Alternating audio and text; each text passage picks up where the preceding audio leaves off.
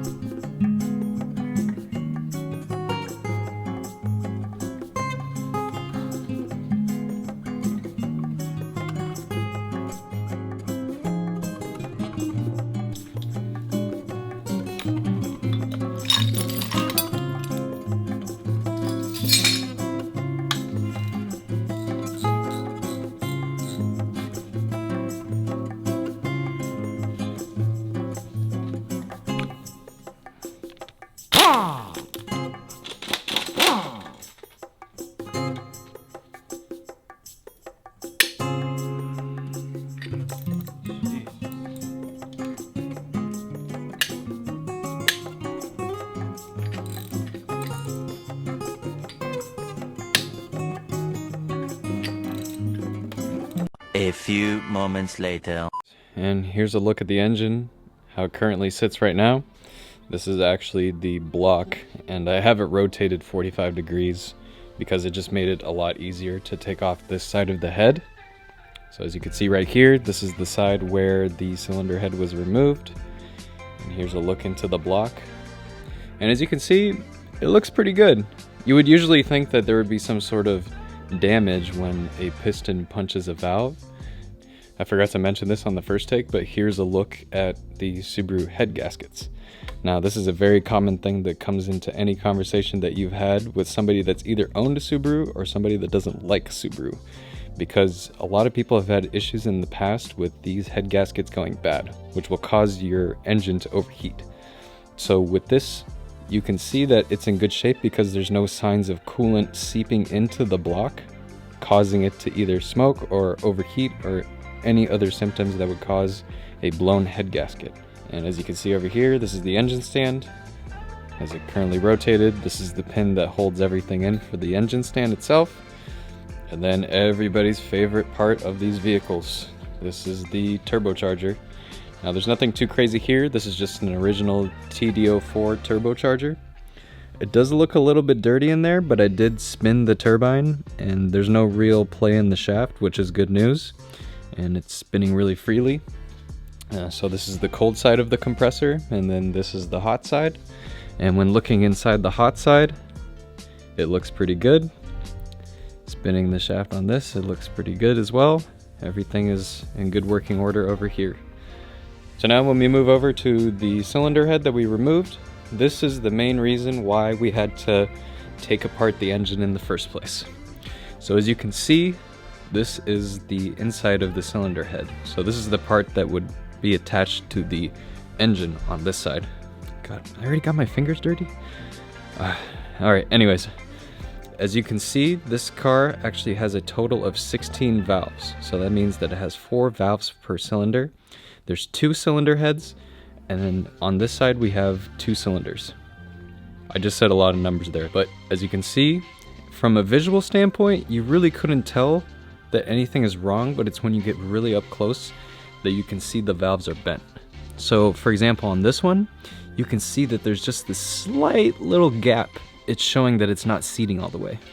And another sign that you can tell that this actually has bent valves is by the markings right here at the top of the pistons. I don't know if you guys can see that, but these little indications right here show where the piston came in contact with the valves. So on this side, it didn't come in contact with these 2 valves, but it came in contact with these 2. And then on this side, you can see all 4 corners have that marking where the piston punched this. So these are all bent. And it doesn't take much either. It takes just the slightest hit for these to not hold compression anymore. Moving over to here, this is the headers.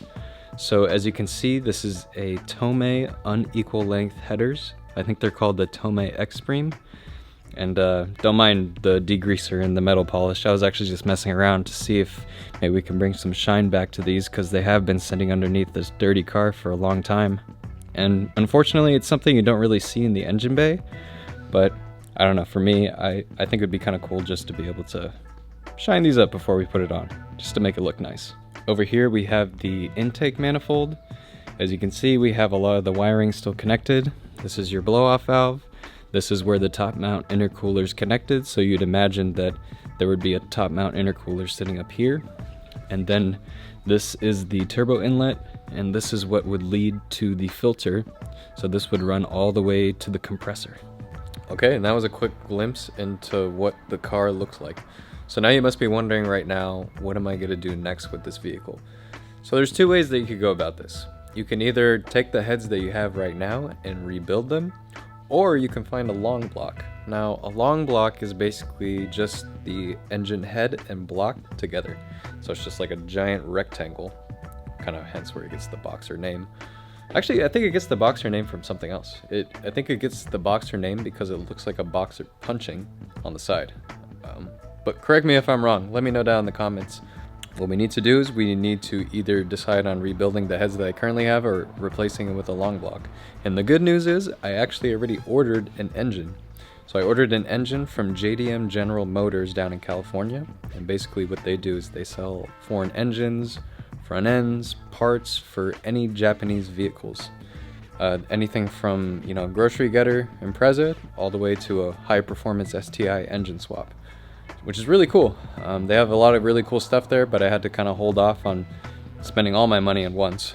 And basically what I did is I bought a long block, and it should be here in 3 to 4 business days is what they told me. So that'll be really good news.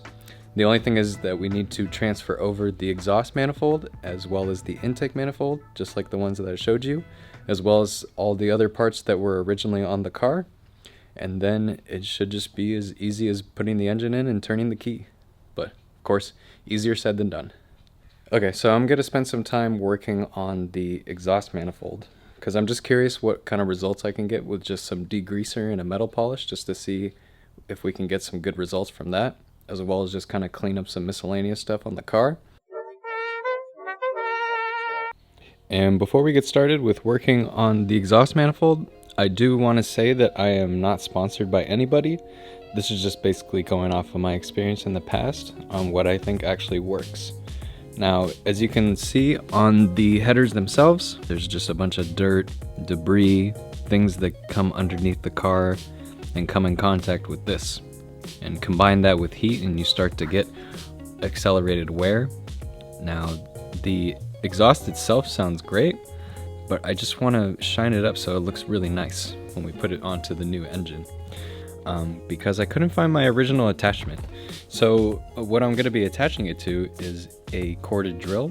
So I'm going to be taking this drill bit off, attaching this, and then using that as a polishing wheel so that we can polish this up right nice.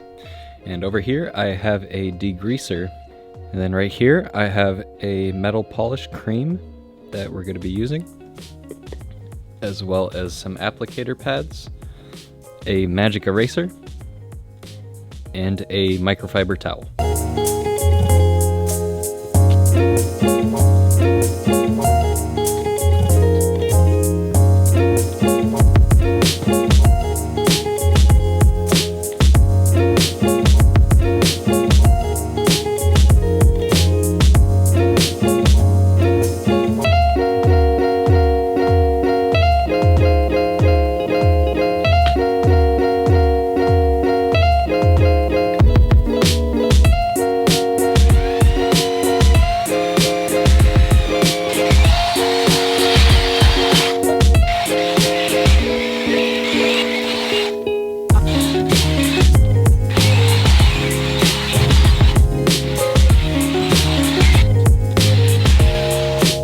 Alright, so here's a quick look after it's all polished up. It's not 100% perfect, I will admit. It's still pitted in areas, but after a quick polish it looks pretty good. I mean, for me, I'm pretty satisfied with it. I mean, if you put this underneath the car, you're not going to see too much of it anyways. This is just kind of something that I wanted to do to make it look nice before we put it back on. But I think I'm going to end this particular video right here. So thanks everyone for watching. Make sure to subscribe for more, and I'll see you in the next one.